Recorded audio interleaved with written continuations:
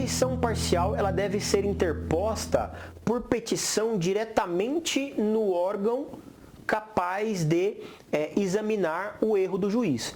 Então, a correição parcial ela é interposta por petição, então não cabe recurso por termo nos autos, deve ser interposta mediante petição.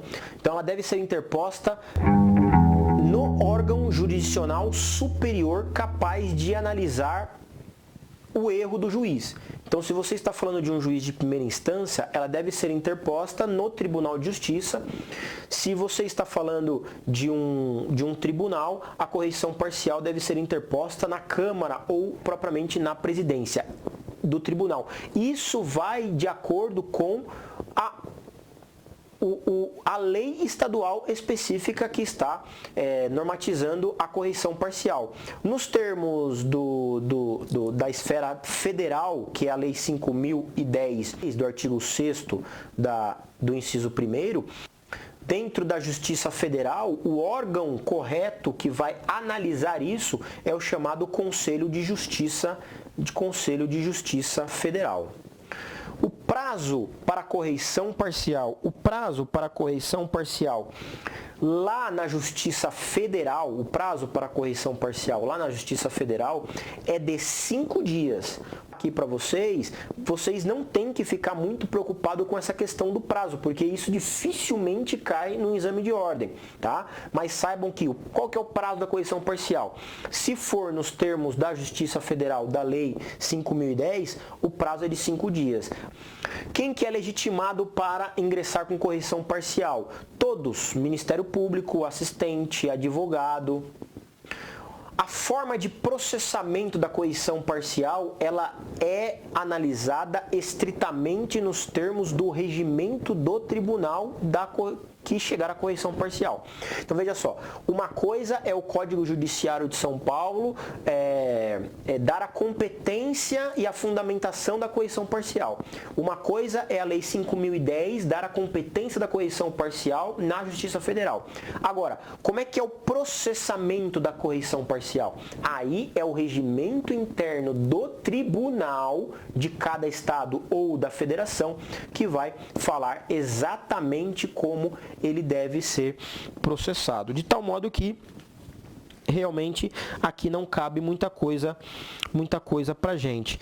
Basta saber que será dado para um relator e esse relator vai analisar a correição parcial, podendo decidir monocraticamente, muitas vezes monocraticamente, a depender do regimento, ou com uma turma a partir de um acórdão. O que é muito relevante que você saiba da correição parcial, que isto é geral. Tá? Que isto é geral. Caso o tribunal entenda pelo provimento da correição parcial, ou seja, a parte tinha razão ao ingressar com a correição parcial, o que significa que o juiz praticou um tumulto no processo, a decisão jurisdicional favorável para alteração muitas vezes enseja em uma abertura de um procedimento disciplinar contra o juiz. Olha só que interessante, a correição parcial ela é muito complicada para os juízes, porque muitas das vezes quando o tribunal olha e vê que a correição parcial tinha fundamento para existir, ele reforma a decisão do juiz e isso muitas vezes pode se tornar em um procedimento, em pelo menos um pedido de explicação para o juiz sobre a correição parcial. Daí o porquê que muitos dizem que a correição parcial nada mais é do que um procedimento administrativo capaz de alterar decisões judiciais. Porque, na verdade, a correição parcial, se você pensar ontologicamente, a natureza dela, verdadeira, você tem que concordar comigo que é um funcionário público chamado juiz de direito, mas não deixa de ser um funcionário público que errou no trabalho, praticou um ato completamente fora da lógica, fora da atribuição dele, ou abusou do poder dele, ou então está totalmente equivocado naquilo que ele está fazendo. E isso deveria ser analisado pelo seu superior hierárquico como uma certa falta disciplinar. Você percebe qual que é a origem da correção parcial? Esta é a origem da correção parcial, por isso que muitos dizem que ele tem natureza administrativa, mas já passamos por isso. Em verdade, ele é um recurso. No federal, de acordo com a Justiça Federal, o erro improcedendo ele vai ser analisado pelo Conselho de Justiça Federal, tá?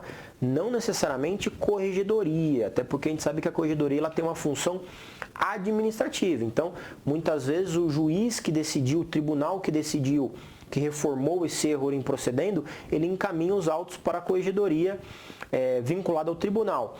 Mas quem decide é o órgão jurisdicional superior, que pode ser a turma, pode ser a Câmara.